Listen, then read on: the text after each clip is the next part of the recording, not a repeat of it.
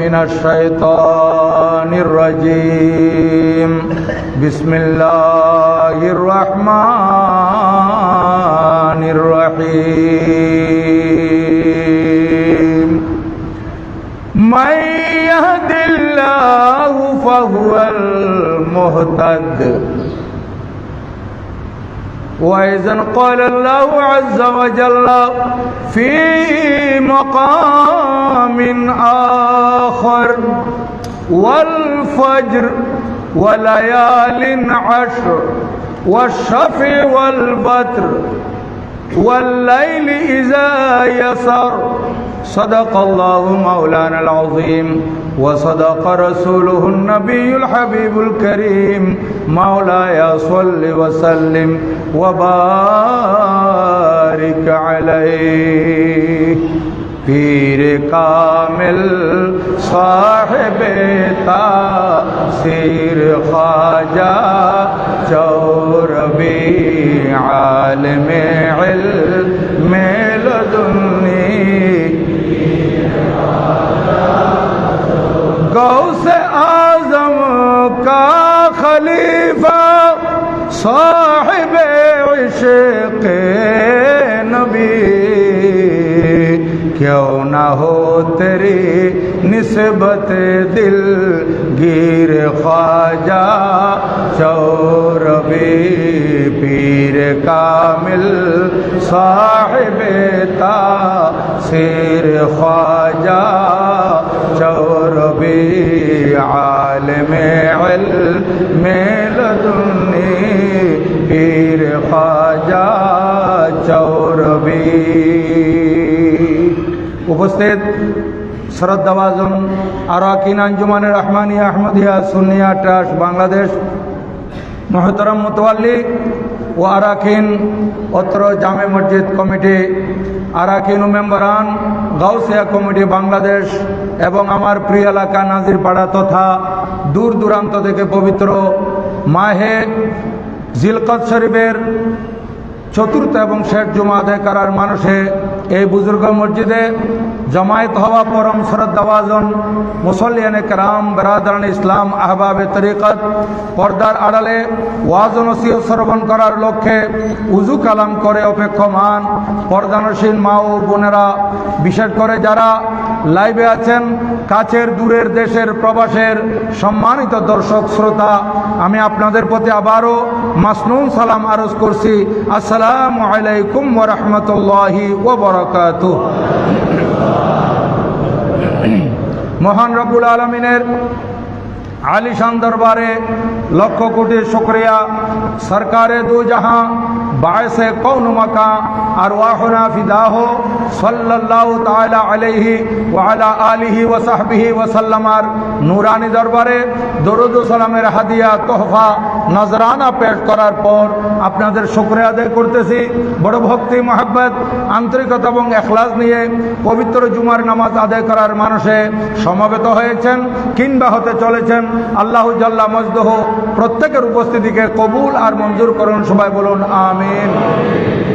মুআজ্জাজ হাজিরিন, আমি আজ আপনাদের খেদমতে হুজুর খ্বাজা খ্বাজাগান খলিফায়ে শাহ জিলান সাহেবে ইলমে লদুন্নি সাহেবে মজমুআয়ে সালাওয়াতুর রসুল হুজুর খ্বাজা আব্দুর রহমান চৌরবি খিদরি আলভী রাদিয়াল্লাহু তাআলা আনহুর সংক্ষিপ্ত জীবনী এবং পবিত্র মাহে জিলহজ্জাতুল হারাম শরীফের প্রথম 10 দিনের ফজিলতের উপর আলোচনা করার মানুষে পবিত্র কালামুল্লাহ শরীফ থেকে আমি আয়ে করিমা তেলাওয়াত করেছি দুটি স্থান থেকে। প্রথম স্থান হচ্ছে সূরাতুল কাহাফ 15তম পারা 17 নম্বর আয়াতের একটি অংশ বিশেষ আমি তেলাওয়াত করেছি। এরপর কোরআনুল করিমের সূরাতুল ফজর 30তম পারার 89 নম্বর সূরার প্রথম থেকে 4 নম্বর আয়াত পর্যন্ত তেলাওয়াত করেছি।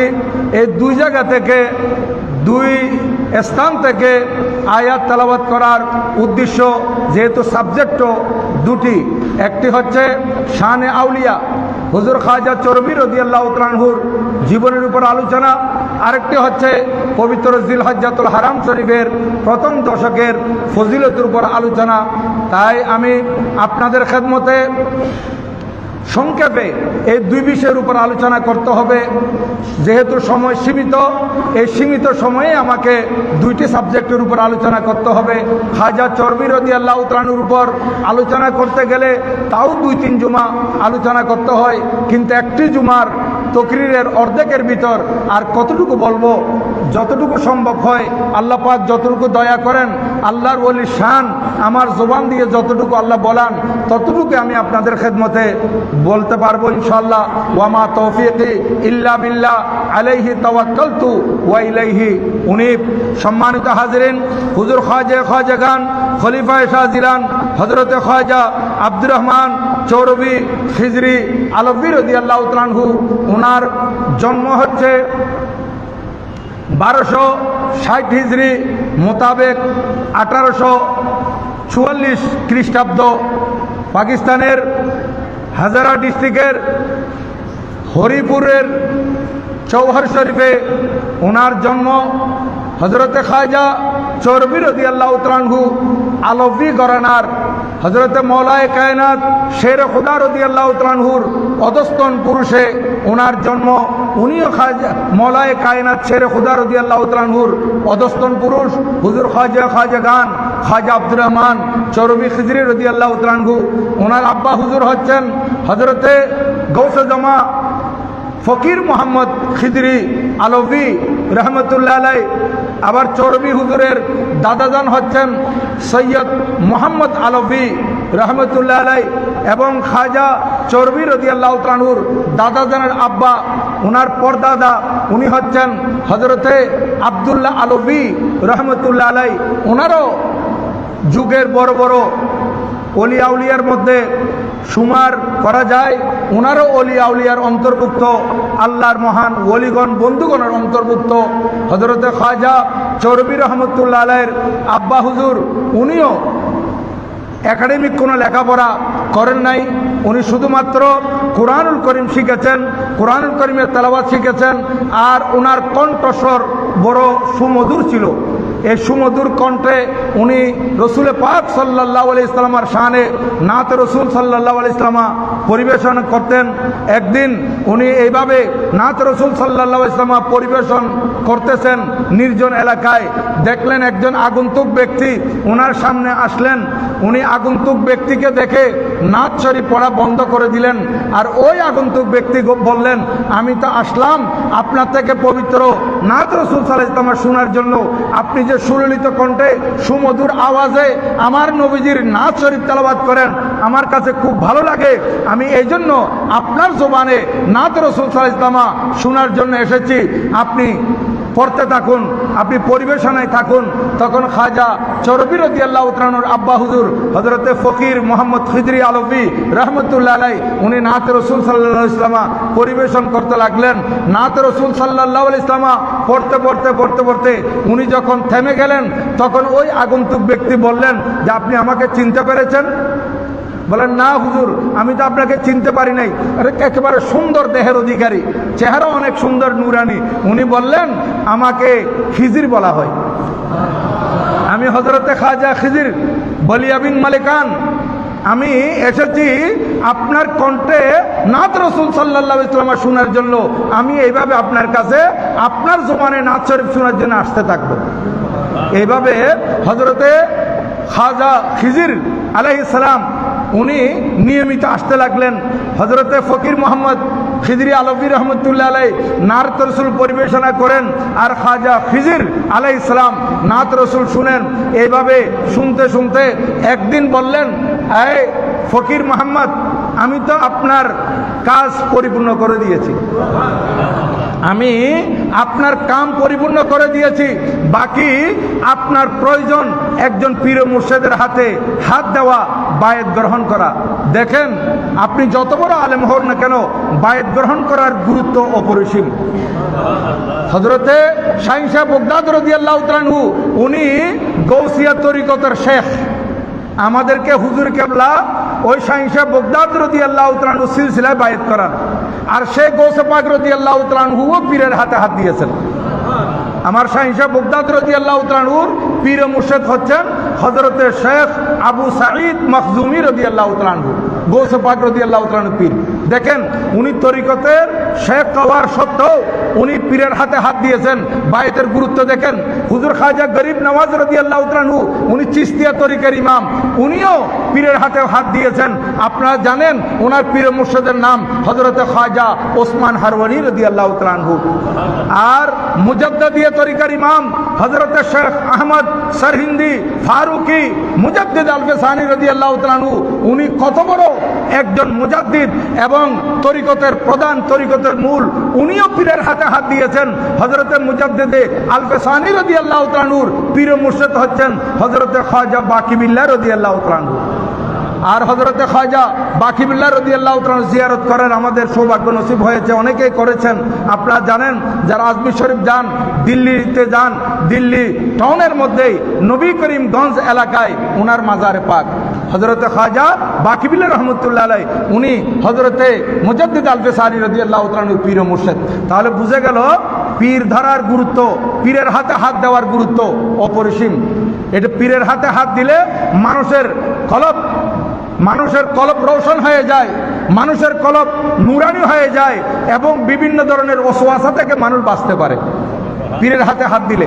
এই হযরতে খাজা আব্দুর রহমান চরবি রাদিয়াল্লাহু তাআলা আনহুর আব্বা হুজুরকে বললেন আপনি একজন পীরের হাতে হাত দেন। তখন উনি সীমান্ত এলাকার একজন পীর ও মুর্শিদ হযরতে শাহ আনোয়ার রহমতুল্লাহ আলাইহির হাতে উনি বায়াত গ্রহণ করলেন। শাহ আনোয়ার রহমতুল্লাহ আলাইহি উনি একজন মহান আল্লাহর ওলি ছিলেন। ওনার হাতে বায়াত গ্রহণ করে পীরের দরবারে উনি কিছুদিন থাকলেন। হযরতে খাজা চরবি রাদিয়াল্লাহু তাআলার আব্বা হুজুর, ওনাকে মানুষ দরবেশ বলে ডাকত, দরবেশ সাহেব। এখন উনি পীরের হাতে হাত দিয়ে পীরের দরবারে কিছুদিন অবস্থান করা কালে নিজের পীর ও মুর্শিদ এই মুরিদকে পেয়ে উনি বুঝতে পারলেন যে এতদিন আমি যত মুরিদ করাইছি এরও আমার মুরিদ, কিন্তু এখন যাকে মুরিদ করালাম উনি তো গৌসে জমান, উনি তো জমানার গৌস, আমার হাতে হাত দিয়েছেন। এখন এই হযরতে ফকির মোহাম্মদ খিদরি আলভী রহমতুল্লাহ আলাইহি এবং হযরতে শাহ আনোয়ার রহমতুল্লাহ আলাইহি পীর এবং মুরিদ দুইজন একসাথে চলাফেরা করেন। সকাল সন্ধ্যা হাঁটতে বাইরে হলে আমরা ফজরের নামাজের পরে একটু হাঁটি, আসরের নামাজের পরে হয়তো একটু হাঁটাচলা করি। পীর যখন মুরিদকে নিয়ে হাঁটেন তখন মানুষ এই অবস্থাটা দেখতে পেল বারবার যে পীর এবং মুরিদ সমান তালে হাঁটে, একজন আরেকজনকে অতিক্রম করেন না। পীরও মুরিদের আগে যান না, মুরিদ তো পীর হিসেবে আগে যান না। এখন মানুষ প্রতিদিন যখন একটা জিনিস দেখতে লাগলেন তখন তাদের মধ্যে কৌতূহল জাগলো, ব্যাপারটা কি যে পীর আর ইনি মুরিদ, দরবেশ সাহেব মুরিদ, তো পীর সাহেব তো আগে হাঁটতে পারে, কোনো সমস্যা নেই, উনি পীর হিসেবে আগে হাঁটবেন, কিন্তু দেখি না উনি মুরিদ থেকে আগে বাড়েন না, মুরিদের আগে যান না, সমানভাবে হাঁটেন, ব্যাপার কি? একদিন মানুষ জিজ্ঞাসা করে বসলেন, হুজুর আপনি এত বড় একজন আল্লাহর ওলি হযরত শাহ আনোয়ার রহমতুল্লাহ আলাইহি, ইনি তো আপনার মুরিদ, তো আপনি আর উনি যখন একসাথে হাঁটেন তখন সমানভাবে হাঁটেন, আপনাকে কোনো সময় ওনার আগে যেতে দেখি নাই, অথচ আপনি ওনার পীর ও মুর্শিদ, আপনি তো আগে যেতেই পারেন। তখন পীর ও মুর্শিদ হযরত শাহ আনোয়ার রহমতুল্লাহ আলাইহি বললেন যে এ প্রশ্নকারীরা শুনো, উনি আমার মুরিদ ঠিক আছে, কিন্তু ওনাকে তোমরা চিনো নাই, উনি আমার মুরিদ হয়েছেন আমার ভাগ্যক্রমে, আমি ওনাকে মুরিদ করাইতে পেরেছি, আমি ওনার পীর হতে পেরেছি, কিন্তু উনি জমানার গৌস, উনি একজন জমানার গৌস, এই কারণে আমি ওনাকে অতিক্রম করি না। দেখেন এইভাবে হযরতে খাজা আব্দুর রহমান চরবি রাদিয়াল্লাহু তাআলা আব্বা হুজুর উনি পীরের দরবার থেকে চলে আসলেন, আর এইদিকে ওনার ঘর আলোকিত করে দুনিয়াতে তশরিফ আনলেন যখন খাজা চরবি রাদিয়াল্লাহু তাআলার আব্বা হুজুরের বয়স প্রায় 84 বছর। এই 84 বছর বয়সে এই খাজা ফকির মোহাম্মদ খিদরি রাদিয়াল্লাহু তাআলার ঘর আলোকিত করে দুনিয়াতে তশরিফ আনলেন, ফুটফুটে নুরানি সুরতের বাচ্চা হযরতে খাজা আব্দুর রহমান চরবি রাদিয়াল্লাহু তাআলা। এখন হযরতে খাজা চরবি রাদিয়াল্লাহু তাআলা উনি আস্তে আস্তে বড় হতে লাগলেন, 4-5 বছর হলেন, উনি আব্বাজানের মতো প্রাথমিকভাবে কোরআন শরীফের শিক্ষা লাভ করেছেন, একাডেমিক কোনো লেখাপড়া করেন নাই। বয়স হতে হতে 8 বছর হয়ে গেল। 8 বছর বয়সে আব্বা হুজুর একদিন নিজের সন্তানকে বললেন, বাবা একটি খুশে একটি খাপে দুটি তরবারি থাকতে পারে না, আপনারা জানেন প্রত্যেকটা তরবারির জন্য আলাদা আলাদা খোঁচের প্রয়োজন, আলাদা আলাদা খাপের প্রয়োজন। একটা বক্সে একটাই তরবারি থাকে, তো দুই তরবারি এক বক্সে এক খাপে থাকতে পারে না। এটা ইঙ্গিত দিলেন যে খাজা চরবি তুমিও জমানার গোস, আমিও জমানার গোস, তোমার বাবা আর তুমি আমার সন্তান, তুমিও জমানার গোস, এক করে জমানার দুইজন গোস থাকবে না। এটা ইঙ্গিত দিলেন যে আমি দুনিয়া থেকে চলে যাব। এরপরেই আব্বা হুজুর ইন্তেকাল করে গেলেন, ইন্না লিল্লাহি ওয়া ইন্না ইলাইহি রাজিউন। আর এদিকে খাজা চরবি রহমতুল্লাহ আলাইহি 8 বছর বয়সেই কঠিন সাধনা করতে লাগলেন। আমাদের সমাজে 8 বছরের বাচ্চা ক্লাস 2 ক্লাস 3-তে পড়ে, এতটুকু। হ্যাঁ, আর এদিকে এই 8 বছরের বাচ্চা, শিশু বাচ্চা কি বুঝে? কিন্তু দেখেন আল্লাহর ওলিরা, আল্লাহ পাক সুবহানাহু ওয়া তাআলা ওনাদেরকে কেমন দয়া করেছেন। উনি কঠিন সাধনায় নেমে গেলেন। উনি বললেন আমার একজন খাদেমের দরকার, কে আমার খেদমত করতে পারবে? একজন এগিয়ে আসলেন, বলেন আমাকে একটু কিছু ক্রয় করার জন্য, বমি করার জন্য একটা পাত্র দেন। এই পাত্র যখন আনা হলো, উনি সেখানে বমি করতে লাগলেন। বমি করতে করতে রক্ত বমি হলো, অর্থাৎ যা খেয়েছেন সব বের করে দিলেন। এবং 40 দিন পর্যন্ত উনি প্রয়োজন, যতটুকু প্রয়োজন ততটুকু খানা গ্রহণ করেছেন, বাকি বমি করতে থাকতেন। এই বমি করতে করতে রক্ত বমি হলো, রক্ত শেষ, সাদা বমি হতে লাগলো, ওনার শরীর একেবারে ফ্যাকাশে হয়ে গেছে। এইভাবে 40 দিন পর্যন্ত কঠিন সাধনা করার পর উনি বললেন যে আমি শুনেছি সওয়াতের মধ্যে একজন আল্লাহর ওলি হযরত আখুন শাহ রহমতুল্লাহ আলাইহি, ওনার দরবারে যেতে হবে, ওনার জিয়ারতে, ওনার হাতে আমি বায়াত গ্রহণ করব। তখন এলাকার কিছু মানুষ সহ উনি সওয়াতের মধ্যে চলে গেলেন হযরত আখুন শাহ রহমতুল্লাহ আলাইহির দরবারে। তখন আখুন শাহ রহমতুল্লাহ আলাইহির শান একেবারে খুব তুঙ্গে, ওনার দরবারে মানুষের ভিড়, যেমন আমাদের হুজুর কেবলা তশরিফ আনয়ন করলে এখানে মানুষের ভিড় থাকে সব সময়, এখানে রাত দিন জুলুসের মতো চলতে থাকে, মানুষের আনাগোনা একেবারে জমজমাট থাকে রাত দিন। অনুরূপভাবে হযরতে খাজা আখুন শাহ রহমতুল্লাহ আলাইহির দরবারে মানুষের ভিড়। ওর এই ছোট্ট বাচ্চা 8 বছরের শিশু এবং সাথে যারা আছেন ওনারা ওই আখুন শাহ রহমতুল্লাহ আলাইহি জিয়ারত করা সম্ভব হচ্ছে না। জিয়ারতে যাওয়া, ওনার সাথে সাক্ষাৎ করা, এটা কঠিন ব্যাপার হয়ে গেছে। তখন সঙ্গী সাথীরা বলতেছেন আর আজকের রাতটা অতিবাহিত করব, হয়তো আখুন শাহ রহমতুল্লাহ আলাইহি জিয়ারত করা সম্ভব হবে না, চলে যাব আমরা কালকে। হযরতে চরবি রহমতুল্লাহ আলাইহি বললেন ঠিক আছে। ওই 8 বছরের শিশু বলতে লাগলেন ঠিক আছে, কালকে দেখা যাবে, কালকে চলে যাব। এখন সকালবেলা হতে হতে ফজরের নামাজের পরে যখন সূর্য একটু লালি মেরে উপরের দিকে উঠতেছে, তখন আখুন শাহ রহমতুল্লাহ আলাইহির দরবার থেকে একজন খাদেম আওয়াজ করতেছে, এই মানুষের ভিড়ের মধ্যে আব্দুর রহমান কে আছে বলেন? এই মানুষের ভিড়ে আব্দুর রহমানকে? এই ছোট্ট বাচ্চা হযরত আব্দুর রহমান চরবি রহমতুল্লাহ আলাইহি উনি নীরব। উনি বলেন যে কত আব্দুর রহমান আছে? বলছে হরিপুরের আব্দুর রহমান, জিলা হাজারের আব্দুর রহমান। কে? জিলা হাজারা এটা অনেক বড় একটা ডিস্ট্রিক্ট, এখানে কত আব্দুর রহমান থাকতে পারে? এখন নীরব। তৃতীয়বার যখন খাদেম আবার আওয়াজ দিল জিলা হাজারের আব্দুর রহমান, তখন ওই সঙ্গী সাথীরা বললেন এই বাচ্চার নামও আব্দুর রহমান, উনি হাজারার হরিপুরের। তখন খাদেম আইসা উনাকে কোলে কাঁধে করে হযরত আখুন শাহ রহমতুল্লাহ আলাইহির দরবারে নিয়ে গেলেন, যেখানে যাওয়া সম্ভব হচ্ছে না। ইয়া রাসূলুল্লাহ ইয়া রাসূলুল্লাহ জিন্দাবাদ জিন্দাবাদ। যেখানে ওনার যাওয়া সম্ভব হচ্ছে না, সেই জায়গায় ওনাকে কোলে কাঁধে করে নিয়ে গেল হযরত আখুন শাহ রহমতুল্লাহ দরবারে। আর আখুন শাহ রহমতুল্লাহ আলাইহি এই 8 বছরের শিশুকে দেখা মাত্র পশতু ভাষায় বললেন দাগাদি দাগাদি দাগাদি, ইনি এই আমি যাকে তালাশ করতেছি।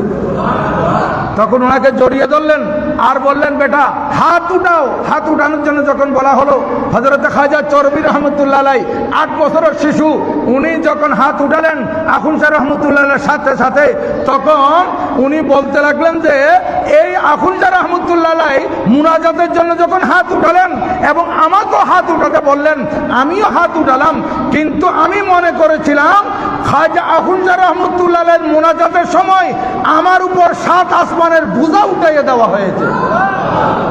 সাত আসমানের বোঝা আমার মাথার উপর উঠাই দেওয়া হয়েছে। মুনাজাত করতে করতে হযরত আখুন শাহ রহমতুল্লাহ আলাইহি যখন মুনাজাত শেষ করলেন, তখন এই বোঝাটা আমার উপর থেকে হালকা হয়ে গেল, এখন আমি স্বস্তি পাচ্ছি। তখন হযরত আখুন শাহ রহমতুল্লাহ আলাইহি আমার থেকে জিজ্ঞাসা করলেন, বেটা গত রাত আপনি কি স্বপ্ন দেখেছেন? দেখেন উনি কি স্বপ্ন দেখেছেন ইনি কেমনে জানেন? দেখেন আল্লাহর ওলিদেরকে আল্লাহ সুবহানাহু ওয়া তাআলা এমন দয়া করেছেন, ওনাদেরকে বেলায়েতের স্যাটেলাইট দিয়েছেন, বেলায়েতের সিসি ক্যামেরা দিয়েছেন। এই বেলায়েতের স্যাটেলাইট, বেলায়েতের সিসির মাধ্যমে ওনারা সবকিছু দেখতে পায়। বিজ্ঞান যত উন্নতি লাভ করতেছে তত আল্লাহর ওলির করামত বুঝাটা আমাদের জন্য সহজ হচ্ছে, নবীগণের মর্যাদা বুঝা আমাদের জন্য সহজ হচ্ছে, আল্লাহ তাআলার কুদরত বুঝা আমাদের জন্য সহজ হচ্ছে। যেমন এই স্যাটেলাইটের সাহায্যে সারা পৃথিবীর কোথায় কি হচ্ছে না হচ্ছে আপনার সাথে সংযোগ থাকলে আপনি যেমন দেখতে পান, আল্লাহর ওলিদের কাছে বেলায়েতের স্যাটেলাইট আছে। উনি কি স্বপ্ন দেখেছেন জিজ্ঞাসা করলেন, বলে আপনি গত রাত কি স্বপ্ন দেখেছেন? বলেন আমি হুজুর গত রাত স্বপ্ন দেখেছি আমি যেই জায়গায় বসে চিল্লা করেছি 40 দিন পর্যন্ত কঠিন সাধনা করেছি, ওই জায়গাটি আমি স্বপ্ন দেখেছি। বলে ঠিক আছে আপনি ওখানে চলে যান, আরো রিয়াজত সাধনা করেন। বলে হুজুর আমি তো আসছি আপনার কাছে বায়াত গ্রহণ করার জন্য। হযরত শাহ আনোয়ার রহমতুল্লাহ বললেন, না আমি আপনাকে বায়াত করাবো না, আপনি বায়াত হওয়ার জন্য চিন্তিত হতে হবে না, আপনি যার হাতে বায়াত হবেন ওই পীর মুর্শিদ আপনাকে তালাশ করে করে আপনার কাছে এসে আপনাকে বায়াত করাই যাবে। দেখেন খাজা চরবি রহমতুল্লাহ আলাইহি উনি কত বড় জমানার গোস, কত বড় মহান ওলি। ছোটবেলায় থেকে ওনার বেলায় জহুর হয়েছে, কিন্তু এরপরও উনি ওনাকে লুকিয়ে রাখতেন। উনি আমির উমারা বড় বড় ধনাঢ্য ব্যক্তিদেরকে উনি এত পছন্দ করতেন না, এদের কাছে যাওয়া, উনি ওনার কাছে বড় বড় পয়সা আসা ধর্ণা দেওয়া, এটা ওনার কাছে পছন্দ ছিল না। ওনার কাছে পছন্দ ছিল গরিব ফকির মিসকিন, এরা গরিবেরা ওনার দরবারে আসা যাওয়া করবে, এবং আলেম ওলামা মাদ্রাসা ছাত্রদেরকে উনি বেশি পছন্দ করতেন। আলেম ওলামার সাথে ওনার সম্পর্ক, মাদ্রাসা ছাত্রদেরকে উনি পছন্দ করতেন এবং গরিব মিসকিনদেরকে উনি বেশি পছন্দ করতেন। এই খাজা চরবি রহমতুল্লাহ আলাইহি চলে আসলেন নিজের এলাকায়, আবার ওই জায়গায় যখন চিল্লা করতেছেন, চিল্লা করতে করতে উনি রিয়াজত সাধনা করতে করতে একদিন উনি খবর পেলেন যে ওনাকে কেউ তালাশ করতে এসেছে।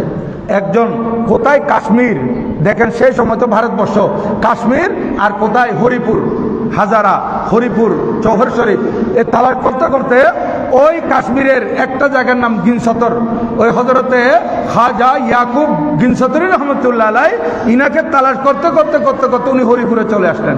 হরিপুরে আসে, হরিপুরের মধ্যেও তালাশ করতে করতে চৌহর শরীফ যখন আসলেন, তখন ওনাকে দেখিয়ে দেওয়া হলো আমাদের এখানে একটা শিশু ছোট বাচ্চা রিয়াজত করে, বলে হ্যাঁ ওনার কাছে আমি যেতে চাই। এদিকে পীর মুর্শিদ ওনাকে তালাশ করতেছেন, আর যখন খাজা চরবি রহমতুল্লাহ আলাইহি শুনলেন ওনাকে কেউ তালাশ করতে আসছেন, তখন উনি চিল্লাগা থেকে ওনার সাধনার জায়গা থেকে বেরিয়ে ওনাকে রিসিভ করার জন্য যখন বের হন, দেখেন আল্লাহর ওলি হযরতে শাহ ইয়াকুব গিনসতরি রহমতুল্লাহ ওনার সামনে উপস্থিত। উনি নিয়ে গেলেন ওই বুজুর্গ ব্যক্তিকে, নিয়ে যাওয়ার পর উনি বললেন আমি আসছি আপনাকে বায়াত করানোর জন্য, আমি এসেছি আপনাকে বায়াত করানোর জন্য। এই যে হযরত আখুন শাহ রহমতুল্লাহ আলাইহি বলেছিলেন আপনার পীর আপনাকে তালাশ করে আপনার কাছে চলে আসবে আপনাকে বায়াত করানোর জন্য। ওই বায়াত হলেন।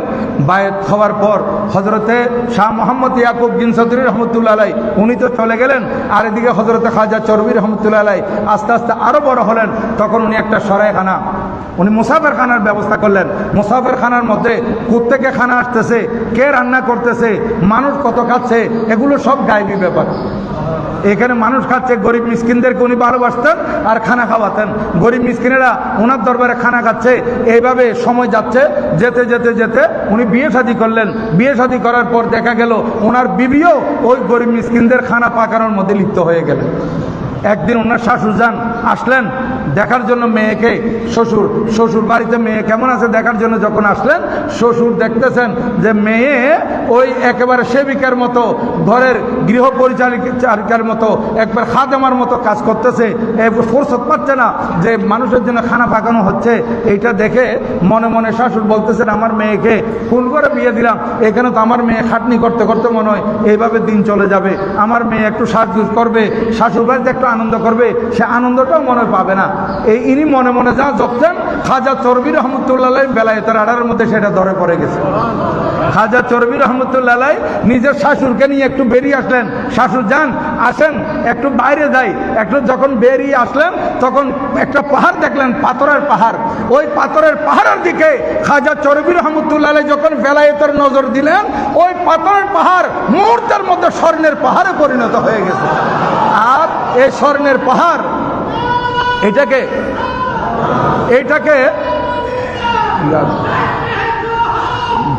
জিন্দাবাদ, এই পাহাড়ের দিকে দেখিয়ে দিয়ে ইঙ্গিত করে বলতেছেন, শ্বশুর যান ওই দেখেন এইটা স্বর্ণের পাহাড়, আপনার কাছে কত স্বর্ণের প্রয়োজন আপনি এখান থেকে নিতে পারেন। তখন শ্বশুরজান বলতেছেন, আমি তো আমার মেয়েকে মামুলি কোনো মানুষের ঘরে বিয়ে দিই নাই, উনি তো একজন জমানার মহান আল্লাহর ওলি। তখন শাশুড়জান সাথে সাথে ওনার অন্তরের যে এরাদা ছিল, যে অন্তরের যে কথাবার্তা ছিল, এগুলাকে পরিবর্তন করে উনি বলতেছেন, আমার মেয়ে এই দরবারের খাদেমা নয়, আজ থেকে আমি ওই দরবারের খেদমতগার হয়ে গেলাম। নিজের শ্বশুরও খাজা চরবি রহমতুল্লাহ আলাইহির ওই মুসাফির খানার মধ্যে মুসাফিরদের জন্য খেদমত করার মধ্যে উনিও নিযুক্ত হয়ে গেলেন। আর খাজা চরবি রহমতুল্লাহ আলাইহির ফেরাসত এত বেশি ছিল, উনি দেখলেই বুঝতে পারতেন কে কি করে আসতেছে। এক জলাশয়ে এক পুকুরে এক যুবক গোসল করে উপরের দিকে উঠলো, আর খাজা চরবি রহমতুল্লাহ সামনে যখন পড়ছে, চরবি রহমতুল্লাহ বলতেছেন, এই যুবক তুমি ওই মেয়ের সাথে অমুক মেয়ের সাথে নিয়মিত বেবিচার করে যাচ্ছ, ব্যাপার কি? এত বড় হারাম কাজ, গুনার কাজে তুমি কেন লিপ্ত? এই কথা বলার সাথে সাথে ছেলেটা এদিক সেদিক বলতে চাইলো। খাজা চরবি রহমতুল্লাহ যখন যথাযথভাবে বলে দিলেন, ওই ছেলে যুবক আর স্বীকার করতে পারে নাই। তখন যুবক বলতে, হুজুর আমি তওবা করলাম, হুজুর আমি তওবা করে নিলাম, আমি আর জীবনে অবৈধ কাজে লিপ্ত হবে না। এই ছেলে যুবক তওবা করে চলে গেল। আর খাজা চরবি রহমতুল্লাহ নিজে নিজে কাঁদতে লাগলেন এবং বলতেছেন, আয় আল্লাহ আপনি আমাকে কি দান করেছেন, আয় আল্লাহ আপনি মখলুকাতের সৃষ্টিকর্তা, সমগ্র সৃষ্টি জগৎ আপনি সব কিছু সৃজন করেছেন, মানুষকে সৃষ্টি করেছেন, মানুষ কত গুনাহ করে, কত পাপ করে, কত অপরাধ করে, আপনি সব কিছু গোপন রাখেন। আর আমাকে একটু দিয়েছেন, আমি একজনের অপরাধ দেখে ওকে বলে দিলাম। আল্লাহ আপনি তো সাত্তারুল উয়ুব, আপনি মানুষের দোষগুলো গোপন রাখেন, আর আমার থেকে এটা আপনি উঠাই নেন, আমি যাতে এগুলো আর না দেখি। হযরতে খাজা চরবি রহমতুল্লাহ আলাইহি এত বড় মাপের ওলি ছিলেন। উনি 12 বছর 8 মাস 20 দিনে 30 পারা মজমুয়ে সালাতুর রাসূল লিখেছেন।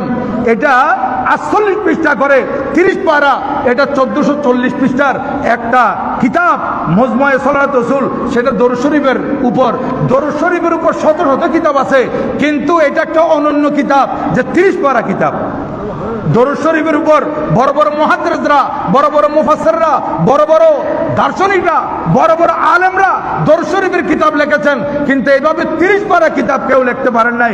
30 পারা দরুদ শরীফের কিতাব মুহাইয়িরুল উকুল ফি বায়ানে আওসাফে আকলিল উকুল, এই কিতাবটা লিখেছেন, যেটাকে আমরা বলি মজমুয়ে সালাওয়াতুর রাসূল। এটা লিখেছেন খাজা চরবি রহমতুল্লাহ আলাইহি, যেটা দেখে মদিনা ইউনিভার্সিটির বড় বড় ডক্টর পর্যন্ত বলেছে এটা আরব ছাড়া অনারবের মানুষের দ্বারা লেখা এটা সম্ভব নয়। আরবেরা লিখতে পর্যন্ত হিমশিম খাবে, আর অনারবের মানুষ কিভাবে এরকম 30 পারা দরুদ শরীফ লিখতে পারে?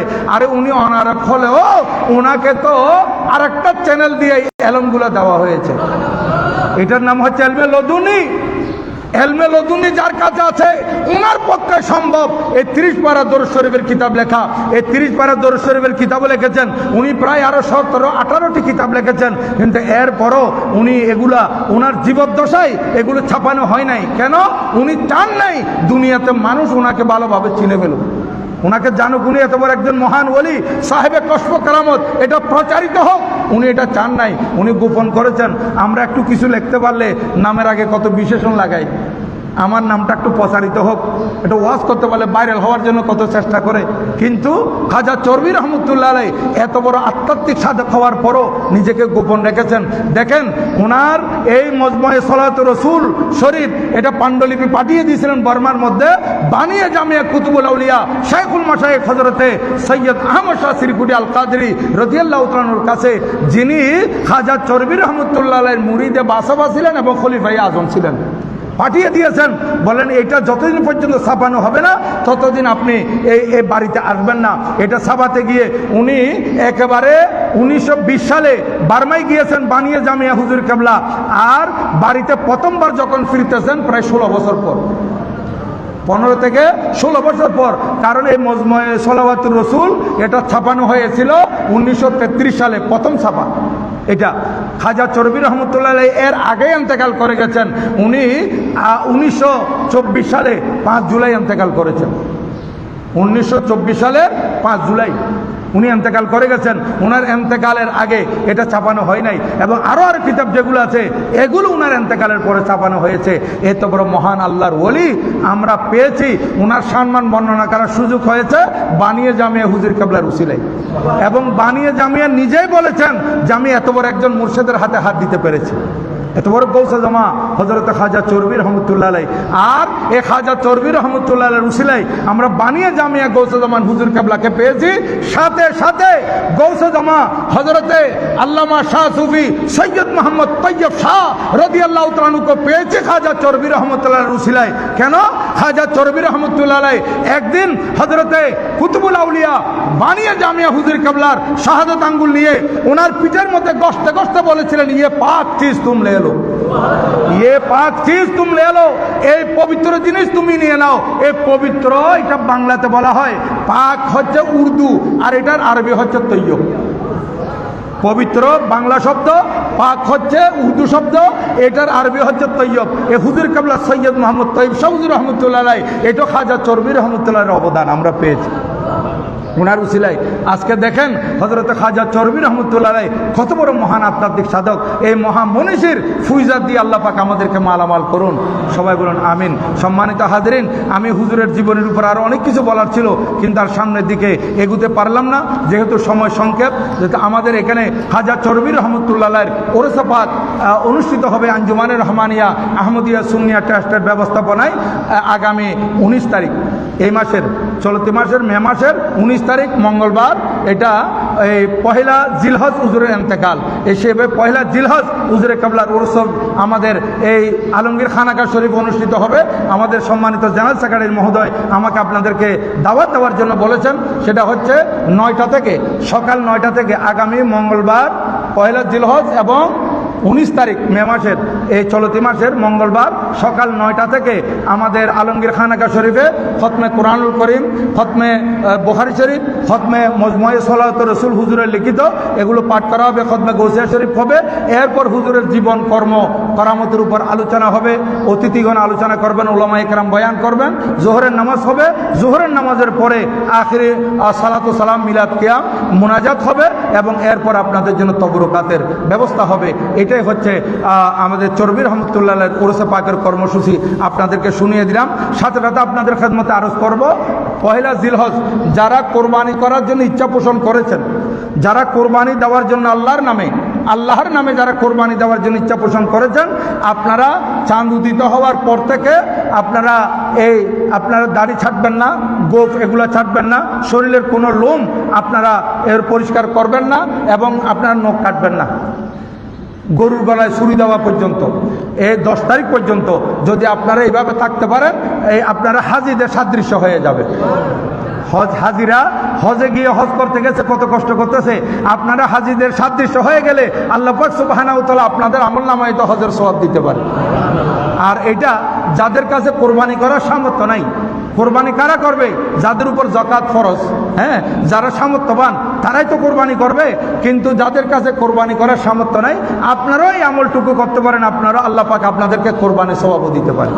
এই জন্য হাদিসে পাক এখানে আমি লিখে আনছি, এগুলো এতগুলো তেলাওয়াত করা এখানে সম্ভব হবে না। তারপরে আমি আপনাদের খেদমতে এতটুকু বলবো যে এই 10 দিন, প্রথম 10 দিন 1 তারিখ থেকে 10 তারিখ পর্যন্ত আমি যে আয়াত তেলাওয়াত করেছিলাম সূরাতুল ফজরের, এই সূরাতুল ফজরের আয়াতের মধ্যে আল্লাহ পাক শপথ করতেছেন 4টি শপথ, ওয়াল ফজর ওয়া লায়ালিন আশর ওয়া শাফঈ ওয়াল ওয়াতর ওয়াল লাইলি ইযা ইয়াসর। এই যে 5টি শপথ এখানে করেছেন, এই 5টি শপথের মধ্যে 1 নম্বর হচ্ছে ওয়াল ফজর, উষার শপথ, ফজরের শপথ। মুফাসসিরিন কিরাম এখানে বলতেছেন এই ফজর বলতে কোন ফজর? বলতেছে কোরবানির দিনের সকাল, কোরবানির দিনের সকালের শপথ, অথবা এই জিলহজ চাঁদের 1ম তারিখের শপথ। এটা কত বড় ফজিলতপূর্ণ এই দিনগুলো দেখেন। সাথে সাথে আল্লাহ পাক সুবহানাহু ওয়া তাআলা বললেন ওয়া লায়ালিন আশর, এই 10 রাতের শপথ। কোন 10 রাত? এই জিলহজ মাসের 1 তারিখ থেকে 10 তারিখ পর্যন্ত। 10 তারিখ তো চাঁদ রাতও পড়ে যায়। চাঁদ রাত এমনও তো ঈদের 2 রাত এলো 5 রাতের 1 রাতের অন্তর্ভুক্ত। 7 রাতে এই 9 রাত সহ ওই 10 রাত টোটাল, এগুলো বড় ফজিলতপূর্ণ রাত। এখানে হাদিস শরীফ আছে, হাদিস শরীফের মধ্যে আছে এখানে প্রতিটা রোজা আপনি যদি রাখতে পারেন, শারীরিক আপনার শরীরে কুলায়, আপনি যদি 10টি রোজা, 10টি তো হবে না, 10 তারিখের দিন তো রোজা রাখতে পারবেন না, আপনি 9 তারিখ পর্যন্ত এই 9 দিন যদি রোজা রাখেন, প্রতিটা রোজায় 1 বছর রোজার সওয়াব। প্রতিটা রোজায় 1 বছর নফল রোজার সওয়াব। আর এখানে প্রতিটি রাত, প্রথম রাত থেকে শুরু করে 10 রাত পর্যন্ত প্রতিটি রাত লাইলাতুল কদরের মতো বলা হয়েছে। এটা হাদিসে পাক, এখানে হাদিস শরীফ আমি নিয়ে আসছি, এখানে বলতে পারতেছি না, সংক্ষেপ সময় ফজিলতগুলো আপনাদের সামনে তুলে ধরতেছি যাতে আমরা আমল করতে পারি। এই 1 তারিখ থেকে শুরু করে 10 তারিখ পর্যন্ত রাত দিন কোরআন শরীফ তেলাওয়াত করবেন, নফল নামাজ পড়বেন যতটুকু সম্ভব, এখানে নফল নামাজ পড়বেন, আর বিশেষ করে সদকা খায়রাত করবেন, দান দক্ষিণা করবেন, মিসকিনদেরকে খানা খাওয়াবেন, এখানে অনেক ফজিলত পাবেন। এই 10 রাত এগুলোর ফজিলত অপরিসীম। কিতাবের মধ্যে, হাদিসে পাকের মধ্যে এগুলোর ফজিলতের ব্যাপারে অনেক আলোচনা এসেছে।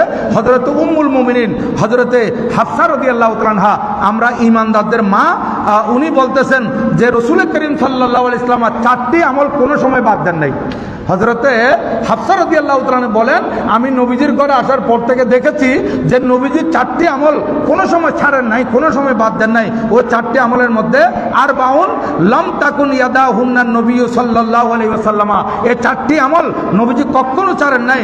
তার মধ্যে একটি হচ্ছে রাসূল করিম সাল্লাল্লাহু আলাইহি ওয়াসাল্লাম আশুরার 10 তারিখের রোজা রাখতেন, সিয়ামে আশুরা, আশুরার 10 তারিখের রোজা, ওয়াল আশর, এবং এই জিলহজ চাঁদের 1 তারিখ থেকে 9 তারিখ পর্যন্ত এই রোজাগুলা রাসূল পাক সাল্লাল্লাহু আলাইহি ওয়াসাল্লাম কখনো বাদ দেন নাই, সব সময় রেখেছেন। ওয়া সালাসাতু আইয়ামিন মিন কুল্লি শাহর, এবং প্রত্যেকটা চন্দ্র মাসের 13, 14, 15, প্রত্যেকটা চন্দ্র মাসের 13, 14, 15। এখানে একটা ব্যাপার আছে, জিলহজ মাসের মধ্যে আবার 13, 14, 15 হলে হবে না, জিলহজ মাসের মধ্যে 14, 15, 16 হবে। কেন? যেহেতু এগুলো আইয়ামে তশরিকের দিন।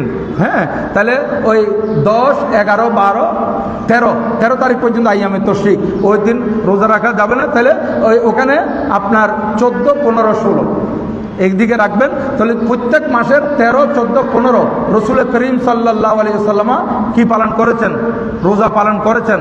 আর 13 তারিখও পারেন, 12 তারিখ পর্যন্ত না, একদম হারাম। যেটা 3 দিন রোজা রাখা, কি 3 দিন রোজা রাখা নিষেধ, কোরবানির দিন আর কোরবানির পরে কয় দিন? 2 দিন। কোরবানির না, কোরবানির পরে 3 দিন, কোরবানির দিন, কোরবানির পরে 3 দিন, আর ওই ইয়মুল ফিতরের 1 দিন, মোট 5 দিন রোজা রাখা হারাম। এজন্য ওই 13 তারিখ আপনি রোজা রাখবেন না। ওই মাসে যদি 3 দিন রোজা রাখার অভ্যাস থাকে, আপনার 14, 15, 16 রাখতে পারবেন। আল্লাহ পাক আপনাকে এই আইয়ামে বিশের রোজার ফজিলত দান করবেন, এদিকে একটু খেয়াল রাখবেন। আর আরেকটা জিনিস রাসূল পাক সাল্লাল্লাহু আলাইহি ওয়াসাল্লাম সারেন নাই, সেটা হচ্ছে রাকাতানে ক্বাবলাল ফজর, ফজরের 2 রাকাত সুন্নতের কত গুরুত্ব দেখেন। ফজরের 2 রাকাত ফরজের আগে যে 2 রাকাত সুন্নত আমরা পড়ে থাকি, এটা অন্যান্য সুন্নতের মতো নয়, এটার আলাদা গুরুত্ব আছে। যে হযরতে হাফসা রাদিয়াল্লাহু তাআলা আনহা বলেন, নবীজি ফজরের জামাতের আগে, ফজরের ফরজের আগে 2 রাকাত সুন্নত কোনো সময় বাদ দেন নাই। এর সুন্নত এত বেশি গুরুত্ব, এই 4টি জিনিস আমার নবীজি ছাড়েন নাই। এটা সিহাহ সিত্তার অন্যতম কিতাব, নসাই শরীফের হাদিস এবং মেশকাত শরীফের মধ্যে 2070 নম্বর হাদিস এইটা আছে। আল্লাহ পাক সুবহানাহু ওয়া তাআলা আমাদেরকে আমল করার তৌফিক দান করুন, সবাই বলুন আমিন। সম্মানিত হাজিরিন, সাথে সাথে আরেকটা কথা আপনাদের খেদমতে আরজ করতে চাই। বর্তমানে এআই দিয়ে মানুষ বিভ্রান্তি করতেছে একজন আরেকজনকে। এআই যেগুলা এই টেকনোলজি, এই টেকনোলজির মধ্যে এআই এর মাধ্যমে মানুষকে বোকা বানানো যায়, মানুষকে বিভিন্নভাবে সাজানো যায়, বিভিন্নভাবে মানুষের আকৃতিকে পরিবর্তন করা যায়। এগুলো এআই দিয়ে ইদানিং দেখা যাচ্ছে আমাদের হযরতে কেরামের ছবিও এআই দিয়ে বানানো হচ্ছে। সবাই বড় করে বলেন নাউজুবিল্লাহ। আপনারা আমাদের হযরতে কেরামের ছবি যদি এআই দিয়ে বানান, তাহলে এখানে যথাযথ হচ্ছে না, এবং এটা চরম বেয়াদবি। আর ছবিতে এমনও না জায়েজ, ছবিতে এমন হারাম।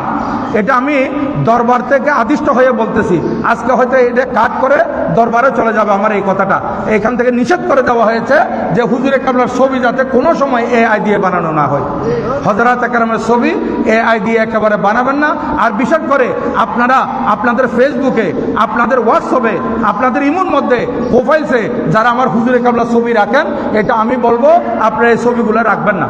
হুজুরে কাবলা ছবি দিবেন না। প্রোফাইল ছবি আপনার ছবি আপনি দেন, সেখানে এমনি তো ছবি রাখা জায়েজ নাই। তারপর এটা মোবাইলের ভিতর যেহেতু আছে, এই জন্য আপনারা যদি রাখেন তাহলে আপনারা নিজের ছবি দেন, ওখানে হুজুরে কাবলার ছবি কেন দিবেন? আপনি একজন মানুষ যে আপনার প্রোফাইলে যদি হুজুরে কাবলার ছবি থাকে, আপনি কোনো একটা খারাপ কাজ করলেন, সাথে সাথে বদনামটা কার হচ্ছে? আপনি কোন একটা অন্যায় করে বসলেন, বদলামটা কি আমার হুজুরে কাবলার নুরানি শরীরে গিয়ে লাগবে দাগটা আপনার কারণে। এই জন্য আমি বলবো এমনও জায়েজ নাই। সেহেতু আপনারা আমাদের হুজুর কাবলাগণের ছবি মোবাইলে মোটেও ব্যবহার করবেন না। প্রোফাইলে আপনাদের হুজুর কাবলার ছবি আপনারা লাগাবেন না। আপনাদেরকে আমি হাত জোর করে নিষেধ করতেছি, এটা দরবারের পক্ষ থেকে নিষেধ করা হয়েছে। আপনারা এই ছবি যাতে আপনাদের কোনো প্রোফাইলে না রাখেন, আর এআই দিয়ে হুজুরে কাবলার ছবি যাতে আপনারা এডিট না করেন, কোনো অবস্থাতে, একেবারে সম্পূর্ণ নিষেধ এটা দরবারের পক্ষ থেকে। আর আমাদের হুজুরে কাবলাগণের ছবি আপনারা কোনো ঘরে ঝুলাবেন না, ঘরে লটকাবেন না। এগুলোর ছবি, যার ছবি হোক, জানদারের ছবি হারাম, জানদারের ছবি হারাম। আপনারা এখানে ছবি লাগাবেন না। এটা আপনি আপনার কাছে আছে, আপনি গোপনে রেখে দেন, এটা গোপনে রেখে দিবেন। আপনি আপনার প্রিয় মুর্শিদকে দেখতে ইচ্ছা করতেছে, আপনি ওই গোপন থেকে বের করে দেখে আপনি আবার রেখে দেন। এটা কোনো অবস্থাতে বাইরে রাখবেন না আপনারা এই ছবিগুলো, এই যে কমপ্লিটভাবে নিষেধ করা হয়েছে। এই আবেদনটুকু আপনাদের কাছে রাখলাম, আপনারা এটা একটা আমল করবেন। বিশেষ করে ওয়ামা আলাইনা ইল্লাল বালাগ। ওয়াসসালামু আলাইকুম ওয়া রাহমাতুল্লাহি তাআলা ওয়া বারাকাতুহু।